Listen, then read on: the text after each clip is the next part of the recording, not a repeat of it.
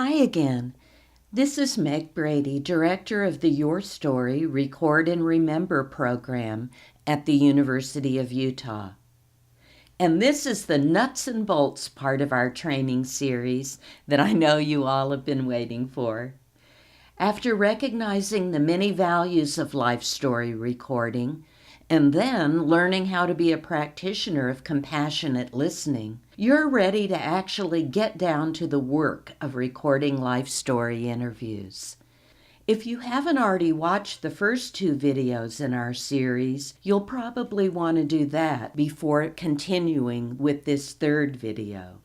Today, I'll guide you through that process, basing my comments on 40 years of folklore interviewing experience and over 20 years as a life story facilitator. Let's begin with the kinds of preparation that will set the stage for a successful interview: the plan, the equipment, the strategies for questioning. The real purpose of the facilitator is to make it easy for the narrator to tell his or her story. Some individuals will have a very clear idea about what they want to say and will proceed to tell about their lives with virtually no need for questions and memory triggers posed by the facilitator. In my experience, this is fairly rare, though. Most people want, and in fact need, some gentle encouragement to move back in time to recall those past events that were most meaningful. Before you even begin to consider doing an interview, then, it's important to create an interview plan in order to establish a general sense of which questions you would like to ask as memory triggers. In a life story, interview facilitators generally begin chronologically and/or thematically with non-threatening questions. I like to start with talking a bit about the background of the narrator's parents, remembering you're interested in recording the stories, not the family genealogy. For example, if you're asking about the narrator's parents, some questions might include how they met, where they were from, and so on. I've compiled a list of hundreds of potential questions on the www.yourstory@utah.edu. And these can serve as a good place to start thinking about the kinds of questions you'd like to include in your interview. Remember, though, these are simply some suggestions, and there are far more questions than anyone would ever be able to ask, or for that matter, answer.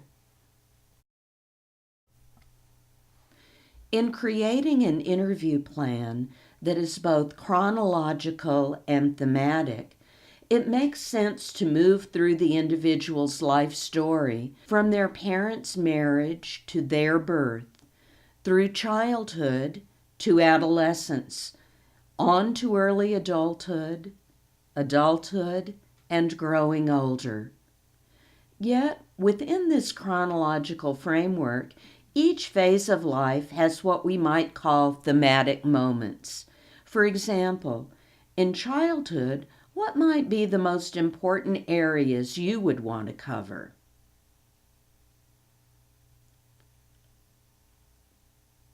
Memories of parents, siblings, play, first days at school, pets, and so on. And of course, there are overlaps between each life phase as well. Note the references to travel that appear in each period here. This example is just a very rough illustration of the notion of the relationship between chronology and themes, When you're first beginning to act as a life story facilitator, you might want to make your own list of a few questions for each phase of life so that you don't worry about being caught up short with no idea of what to ask next. The important thing, though, is that you don't use that list as a crutch or even as a script during the interview itself, but that the very process of making the list will provide you with some loose structure for the interview. Next, you'll need to select the right equipment for recording. In this training session, we'll be specifically discussing audio recording of life story interviews. While the comments made here often apply to video recording as well, there are some specific considerations for the production of video that we simply don't have time to consider in this session, although we will later on. Audio has been the most used oral history recording format. It is relatively easy, and it's the least disruptive.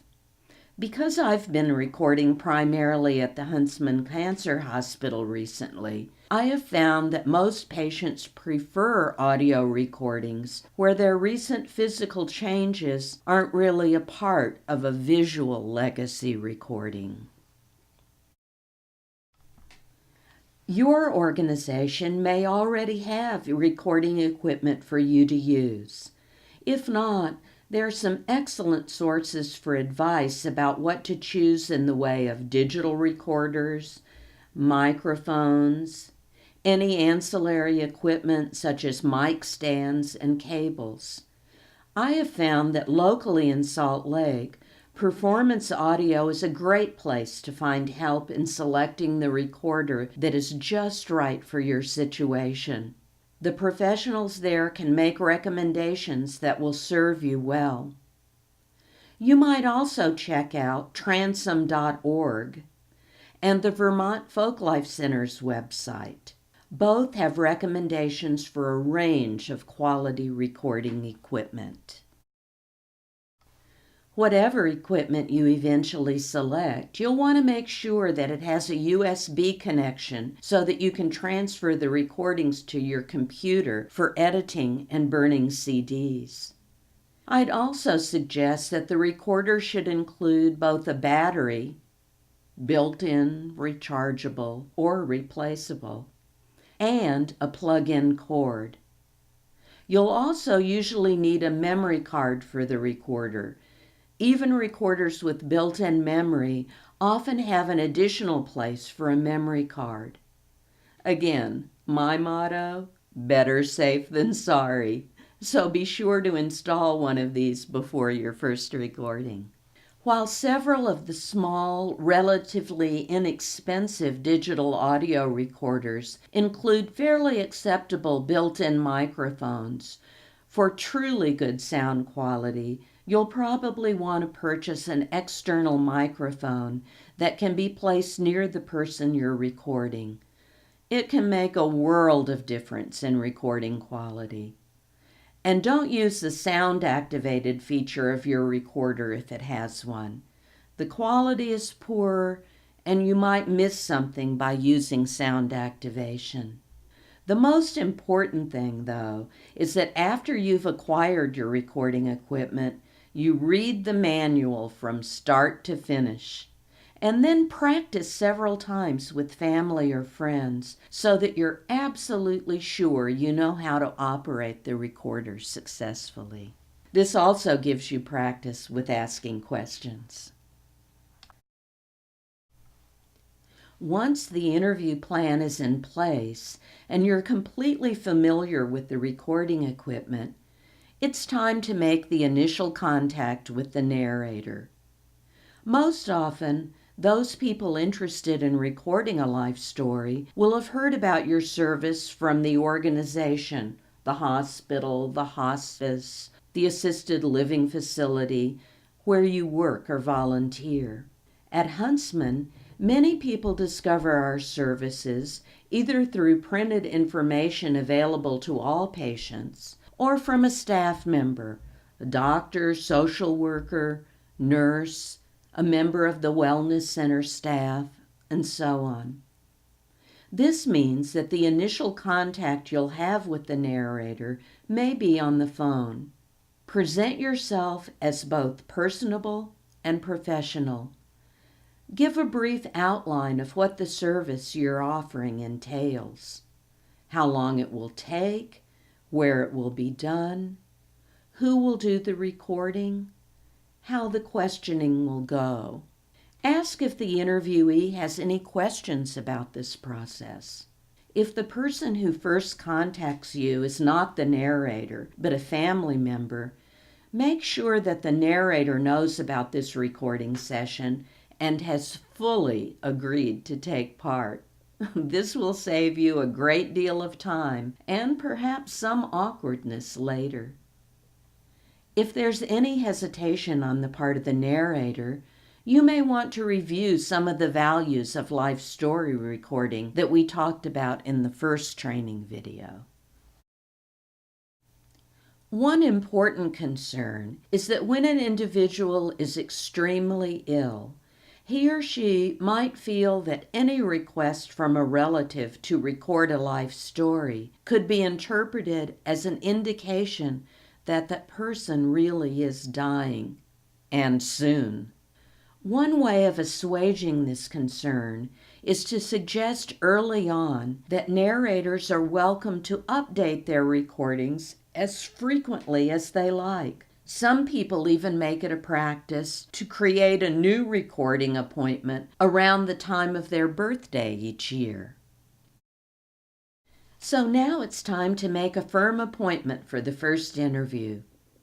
And then remember to call the day before to reconfirm and ask the narrator to call you to let you know if a change in time needs to be made. Often doctor's appointments or hospice visits last longer than anticipated, so it's a good idea to know whether you might experience a delay. Your time is valuable, and you don't want to spin your wheels waiting for someone to show up. Nevertheless, I always make it a point to have a good book with me wherever I go. On the day of the interview, make sure you are on time. Give yourself plenty of time to collect everything you need to bring: recorder, extension cord, microphone, cables, pen and pencil, and a camera if you're going to be doing photographs. You'll also want to make time for setting aside your own baggage, as we talked about in the last training video. By giving yourself a chance to focus on the task at hand, without worrying about what else you have to do that day, you assure that you will be completely available for facilitating the life story of the narrator. Now let's talk about establishing rapport once you get to your appointment. If you're recording in your own facility, you'll want to welcome the interviewee in as if you were greeting a special guest. Your warmth and ease of interaction will go a long way to making the person feel comfortable. If you're recording in the narrator's own space, say something positive about the home or room or about the person. For example, often mentioning photos you may see around the room will actually get the narrator to begin telling stories right off the bat, even before you've had a chance to set up your equipment. Use humor, friendliness, and small talk to help the person feel at ease. Remember, your body language can often say more than words in this regard. I find it best to refresh the patient's understanding of what the purpose of my visit is, and to briefly review the process of recording a life story. Explain that the interview will last no more than an hour and can stop any time the storyteller is tired or needs to take a break. Another interview time can be scheduled then. This is also a good time to slip in some of the information about the value of such a recording so that the individual becomes truly invested in the whole process. At this time, you might also want to assure the storyteller that your questions are intended to spark memories. And if he or she doesn't want to answer any of them, that's just fine too. It's a good idea to confirm that the entire interview process is private and that you will keep whatever is said during your time together completely confidential. This assurance helps to put them at ease too. And we'll talk more about confidentiality and ethics towards the end of this presentation. Continue this warm conversation as you agree to a location to do the recording if you're not interviewing in your own studio. Sometimes people will suggest the kitchen, which actually I try to avoid as much as possible. Clattering dishes, refrigerator motors, intrusion by other family members, and so on, You'll want to eliminate or minimize any loud background noises that could interfere with the recording. It's amazing how distracting some of these sounds can be when you're listening to the recording you've made. However, some individuals really identify with certain sounds. In our first training video, you may remember that Don Desimone, the king of the hobos, insisted on being recorded outside, right next to the railroad tracks. All through his interview, you can hear trains coming and going, and this made him feel comfortable. In addition, he had created the ambience he wanted to tell of a life so centered on riding the rails. Generally, though, the major considerations for a recording location should be quietness, privacy, and the availability of an electric outlet. While many oral historians and folklorists feel comfortable with using recorders with well-charged batteries, I most often like to use a direct power source if possible. It eliminates one source of potential problems with the recording. You'll also want to make sure that you can sit close, within at least 5 feet or so of the narrator, so that you can create and maintain a sense of intimacy that's so important. The best place for an interview is where the storyteller really feels comfortable. As you set up the recording equipment, make sure the microphone is closest to the narrator. And as you continue chatting, check the recording level to verify that the sound is loud and clear. Many oral historians will suggest wearing headphones during the entire recording process to assure that the sound doesn't fade. I find that this sound engineer persona is sometimes in direct conflict with the friendly, warm facilitator I want to present myself as. So I usually just check the sound level at the beginning and keep monitoring the recording level on the recorder itself during the interview. I've never found this to be a problem, but of course there's always a first time. You'll also want to make sure you each have a glass of water at the ready. This interviewing is a thirsty business. Just before the recording session begins, it's a good idea to make a big deal of turning off your cell phone as you explain the problem with any external noise again. This alerts the narrator both to turn off his or her own phone and to the fact that you are really serious about the entire interview process and you don't want to be interrupted. You are totally available to listen to his or her life story.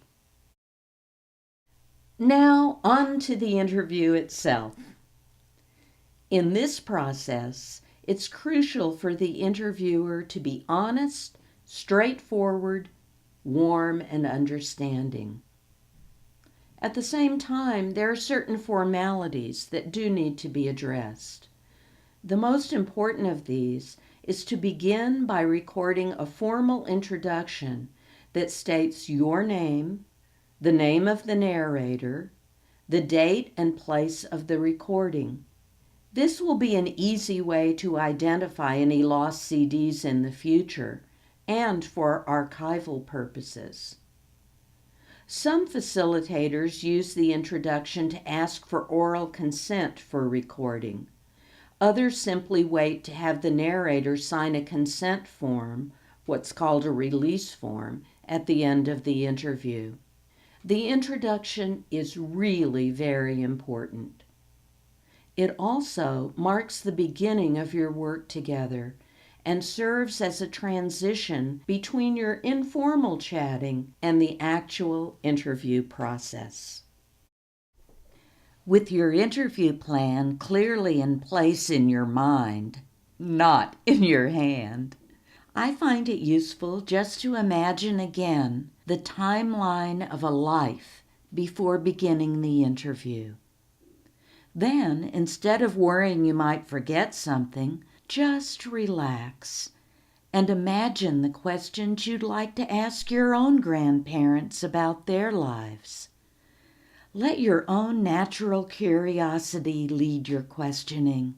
Most importantly, be flexible enough to move with the narrator through his or her life, providing memory triggers when needed, following up with questions that help the individual add detail and richness to the stories, and of course, being a very good listener. Now let's look first at some general principles of life story questioning. You'll find that many of these overlap with some of the understandings we've already reached in the second video on compassionate listening, but they're important enough to reinforce here. Our first principle is remember the interview is not an inquisition or legal interrogation. The plan you've made is not a questionnaire, but a strategy for triggering memories. Put away that list of questions. It has been said that there are 4 stages of the interview situation: apprehension, exploration, cooperation, and participation. The chatting that you initially engage in establishes rapport and helps to alleviate much of the storyteller's apprehension. Together, you will explore the stories of a lifetime, and as you do, the bond between you will grow and help to identify this work as a truly cooperative venture that results in the full participation and ownership for the narrator. Remember, too, that this is the narrator's story. It doesn't matter if you as a facilitator think to yourself, "There's no way that this really happened," or, "Boy, that's gotta be an exaggeration." This is the story of an individual's life from his or her own perspective. The truth is in the words of the teller. Let me give you an example of another type of editorial shaping by a narrator.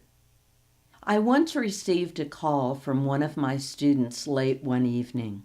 She had recorded the life story of a wonderful older woman and had transcribed that interview and then made it into a book. The text of the narrative was then reviewed by the older woman herself. Interestingly, her daughter happened to be visiting and picked up the text of that narrative. The student then got a call from the daughter. "My mother left out 4 husbands." Can you imagine? The student said, "I told her that this was her mother's story and she could leave out whatever she wanted." And I encouraged the student's reaction and said she'd done just the right thing. But the daughter was not satisfied and insisted that my student call me to see what I would do about it. I told the student that maybe it'd be a good idea to go back to this lady's house and ask her more about relationships that she'd had during her life, and perhaps that would stir some of the memories. I also asked her if this lady had perhaps problems with her long-term memory. The student said no. In fact, she can remember so much detail that the book is really long already. So the student went back, asked about relationships, probed as much as she could, and came back. No, there were no other husbands that appeared in her narrative. And that's the way we left it. This was her story. And the daughter was encouraged to record her own story so that she could tell it the way she really knew it to be. Thirdly, give reassurance that the narrator is responding in a helpful way.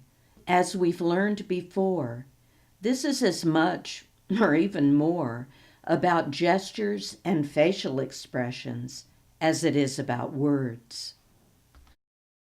Use body language, eye contact, and silence to encourage a narrator to keep going.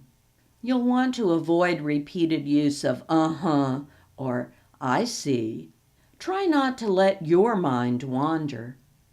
Again, draw on the listening skills you've begun to develop.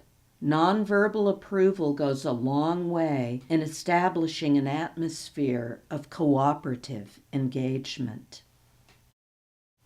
Fourth, keep your opinions and your advice to yourself. Your job is to listen, not to fix. Again, this is not about you. While it's often tempting to recount your own experiences when you're reminded of them by the narrator's stories, Mr. Smith's great-grandchildren will have absolutely no interest in hearing about some unknown person's trip to Florida when she was 10. You also don't want to distress the narrator in any way. And that leads us to the next principle. Show interest, not judgment. If the narrator ever feels that you're judging him or her in any way, any rapport you've already built will be seriously put in jeopardy. Even if the narrator's values are diametrically opposed to your own, it's still important to listen openly and refrain from letting your facial expressions or body language reveal your own position about these matters. Sixth, be aware of your own fears, aversions, and assumptions so that you don't allow them to influence the tenor of the interview. Try not to let these influence either your questions or how you listen to the narrator. At the same time, consider how your age, ethnicity, gender, and so on may influence the kinds of questions and answers that comprise the interview process. Are there things that your male narrator might not be comfortable discussing with a woman, for example? Next, be sensitive to the narrator's feelings. If you need to pause at any time, don't hesitate to do so. Make sure the narrator knows this before you begin. Be empathetic, but not overly emotional yourself. At the same time, being genuine is still important, and if the narrator cries, you may find yourself with tears in your own eyes. A full-blown sob session, however, is clearly inappropriate and can be actually distressing to the narrator. As you proceed with the interview, you'll notice that if you reassure the narrator that she or he is being helpful, that person will become even more confident in telling the story of a life. If you express how much you appreciate the individual taking the time, the narrator will feel valued and want to continue. If you watch for the narrator's own nonverbal cues, that person will feel understood and the rapport between you will grow. And if you respond positively to the person's storytelling ability, he or she will feel respected, and the entire process of the life story interview will become more important to both you and the storyteller. So now, take some time to review these general principles of life story interviewing.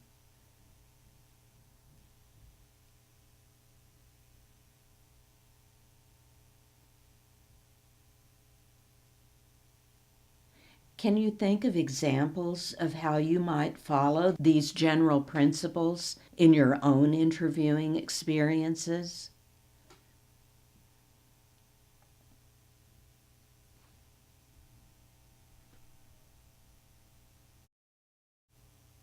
Finally, remember to be flexible above all.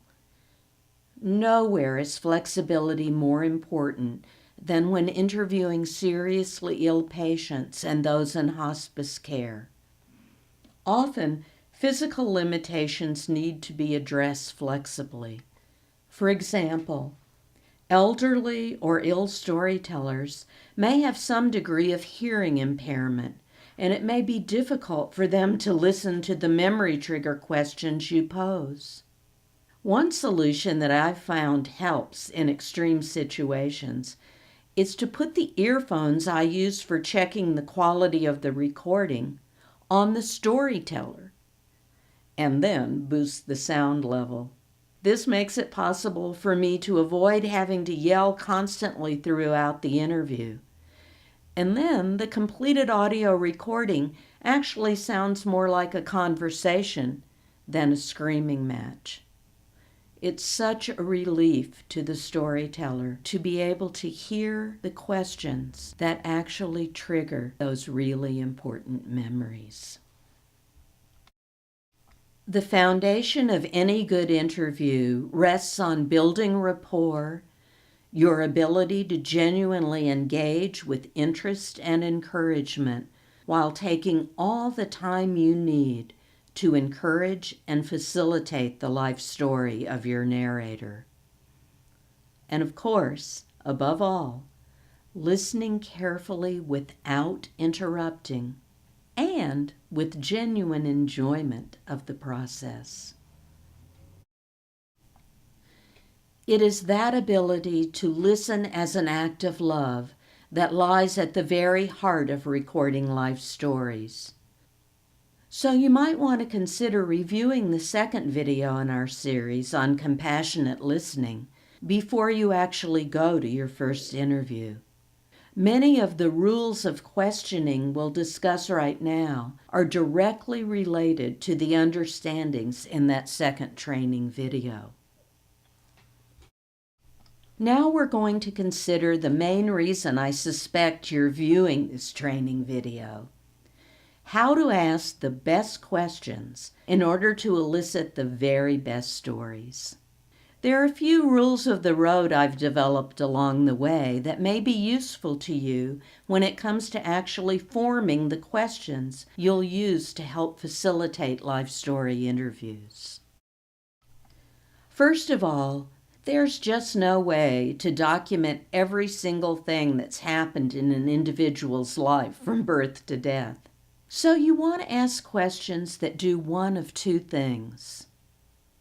Either elicit stories of typical experiences, a typical Sunday, what summer evenings were like as a child, for example, or to elicit stories of the most significant experiences, climbing Mount Everest, a bar mitzvah, auditioning for Jeopardy. A combination of these two types of questions, the typical and the most significant, usually provide the depth and the breadth of a life. As we mentioned in preparing the interview plan, it's a good idea to ask non-threatening questions first. That's why beginning with parents' background is useful. However, even this isn't a foolproof rule. Once I suggested beginning by talking about a narrator's parents, and she looked horror-stricken. She had been a victim of child abuse, and the idea of discussing her parents at first seemed not only impossible, but frightening as well. I apologized and asked her where she would like to begin her life story. And then we proceeded to discuss her life after she graduated from high school. Ask more general questions first so that the narrator can direct the course of the conversation. There will be less interviewer bias. Tell me about your childhood is a good general question. But there are actually two schools of thought on this rule. One school says that you should ask general questions first. The other says that this can be confusing for some people because they don't know which direction to go. Depends on the individual, I think. Try one way, and if it doesn't work, go to the other. For example, a specific question can open up all sorts of memory channels. By asking, describe the first house you remember living in. What color was it? How many rooms did it have? What were the bedrooms like? Actually can lead to the retrieval of some really significant childhood moments. When asked this very question, it turns out that I remembered a fire that happened when I was a little girl, as my brother, then 2.5 years old, put my baby sister's diapers on top of a space heater. I hadn't thought of that memory in years and years. Sometimes using a 2-sentence format can be helpful. For example, you spoke about working in a restaurant in your teens. What exactly was your job there, and how did you feel about that job? Use open-ended questions. That is, try to avoid questions that will bring only a yes or no response, or a one-word answer. Questions that can be answered in 1 or 2 words don't usually open up the memory pathways for a narrator. If you do happen to ask one of these questions, be ready to follow up immediately with an expansion of it. Instead, though, it's most often best to use open-ended questions that require a more detailed response. Let me give you some examples. Instead of, "What was your brother's name?" try, "Tell me about your relationship with your brother when you were kids." Tell me about, describe, can you give me an example of? What happened then? What do you remember most about? And then?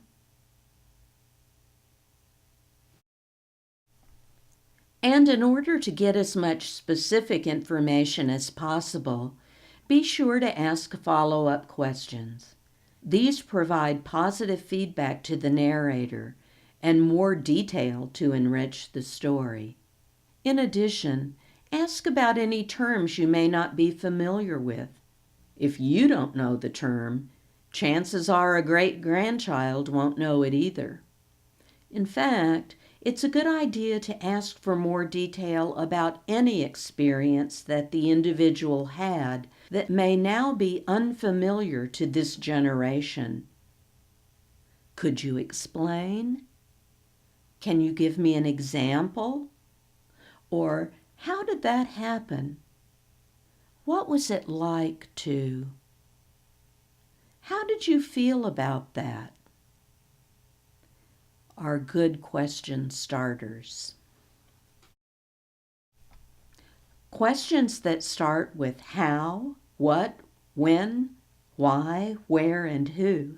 The traditional questions every good newspaper reporter knows need to be answered in the first paragraphs of a news story are also useful for a facilitator to use to either introduce a new subject or to follow up on a preceding statement.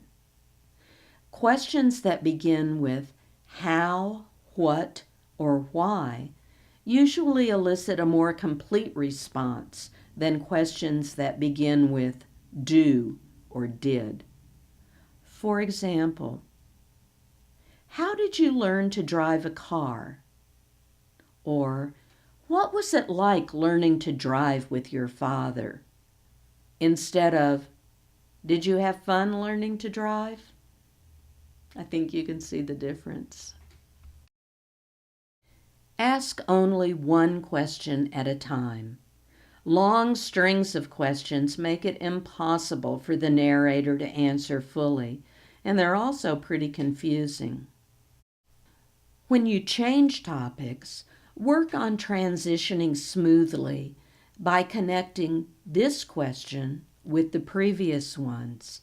And don't leave If you ask a question until you've and the covered it narrator fully, doesn't answer immediately, it's much more difficult to go back Pause. and retrieve extra details later on. Leave at least a 10-second pause before rephrasing the question. This kind of memory retrieval often takes plenty of time for reflection. And then, as you bring the final interview to a close, you'll want to ask two kinds of broader questions. First of all, this is the place for more general questions concerning religion, attitudes, and historical moments, for example. These are the kinds of questions that previously may not have fit into the chronological and/or thematic interview plan, but that are certainly important to the life story of many individuals. In order to make a more complete account of your narrator's life, become familiar with his or her cohort group, the people who were born in roughly the same decade. What historical events took place in their lifetimes? The Great Depression, World War II, John F. Kennedy's assassination, Lindbergh's flight, and so on. Towards the end of the interview, questions about historical events that directly influence the storyteller's life will be really important to consider. The second kind of question that should occur at the end of the interview sessions are those that are designed to more seriously reflect on the experiences that have been related in the preceding recordings. Many people refer to this line of questioning as providing an ethical or spiritual will.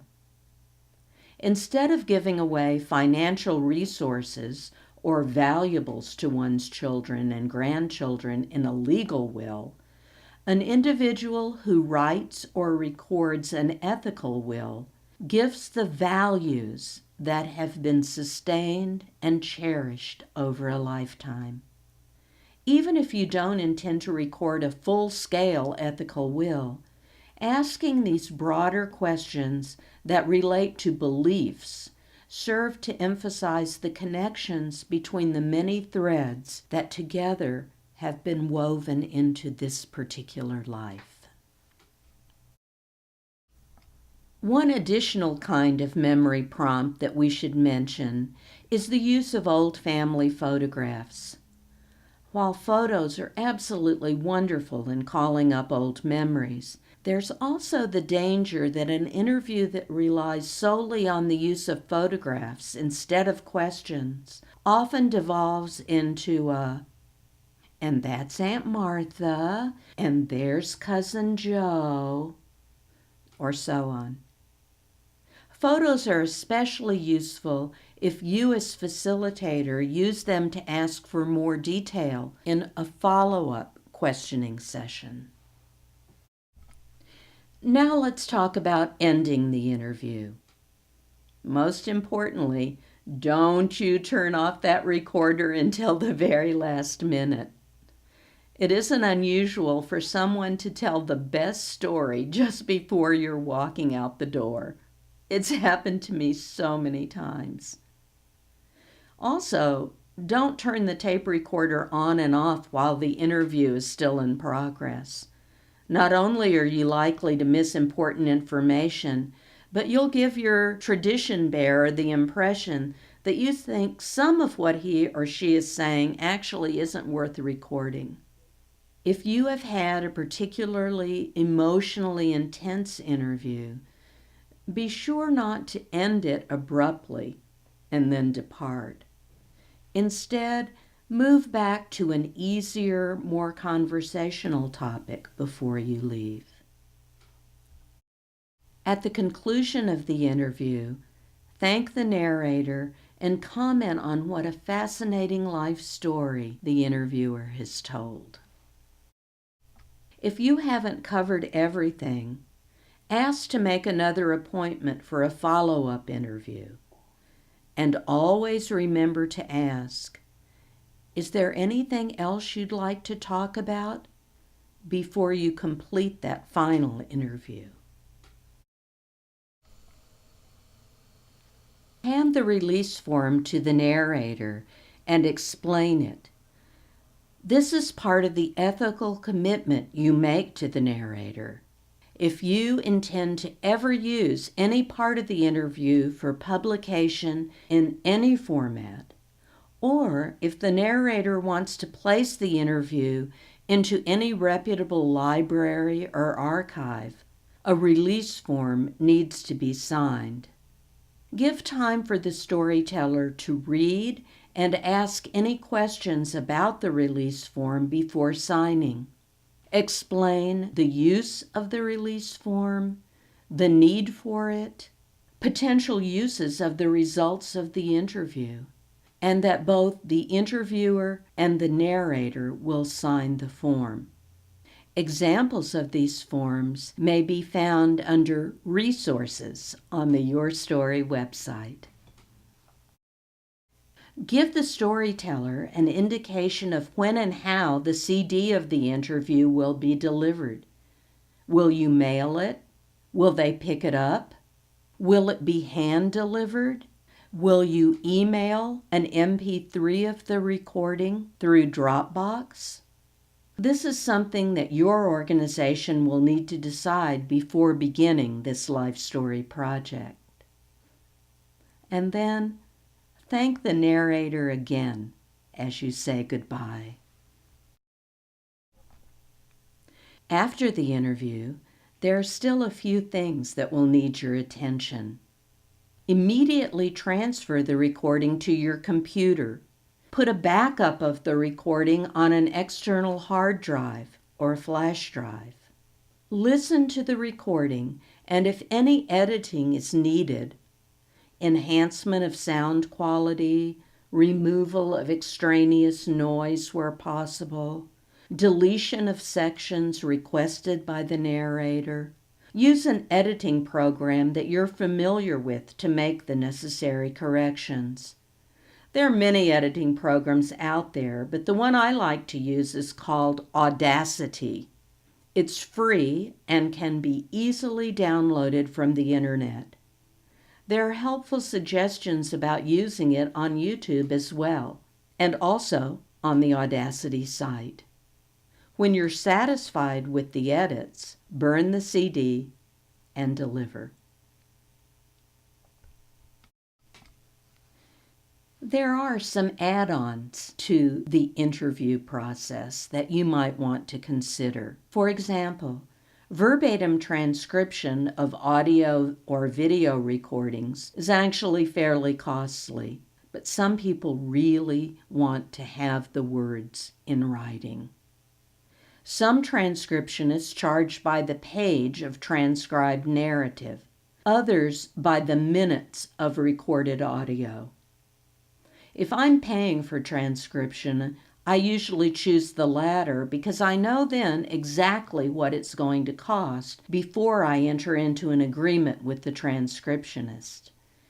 If you have volunteers willing to transcribe for you, make sure that you've developed or adapted a set of consistent transcription guidelines. And also ensure that you actually have the commitment from these individuals before offering this service, or you'll wind up either paying for it yourself or actually doing the transcription yourself. If you have volunteers or staff, creating a book from the transcriptions is a wonderful add-on to life story recording. By cutting out the facilitator's questions and making just a few adjustments to the transcribed narrative, it's possible to create a book for the storyteller and his or her family.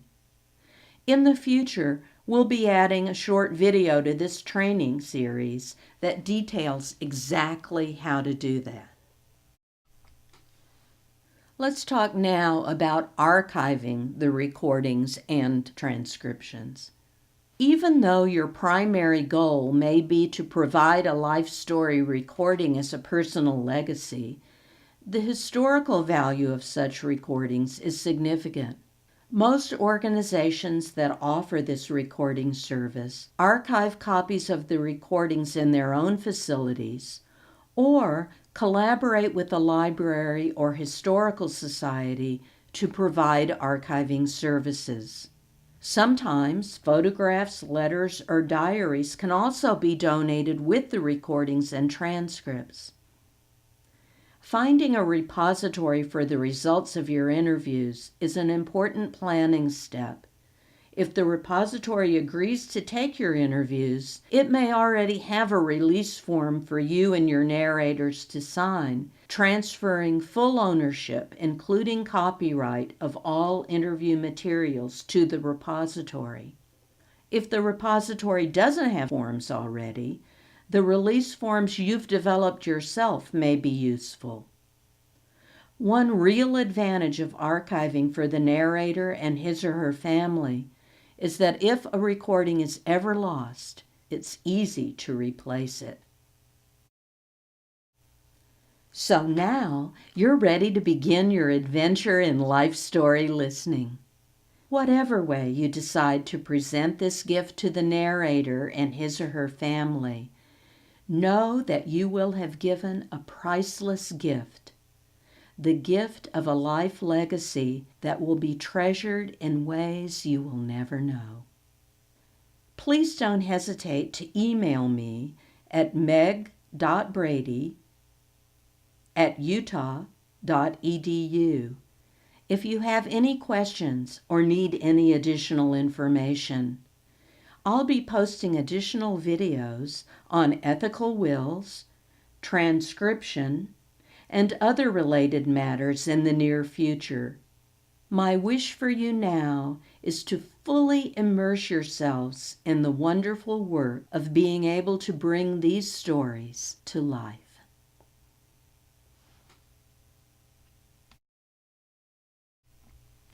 I'd like to especially thank all those individuals who've recorded their stories over the last 10 years. Each time a story is recorded, we become better listeners and more skilled facilitators. I'd also like to thank my students at the University of Utah, the staff of the Wellness and Survivorship Center at Huntsman Cancer, Dean Robert Newman of the College of Humanities, and Ray Lynch, the Executive Director of Huntsman Cancer Hospital, who have been so supportive of the work of YourStory from the very beginning. This video series would not have been possible without the generous support of the Dr. O Family Foundation and Dr. Catherine Lindquist. Look for more videos in this training series and stay tuned for our Your Story blog, appearing soon on a computer near you. Thank you for your attention during this quite lengthy series.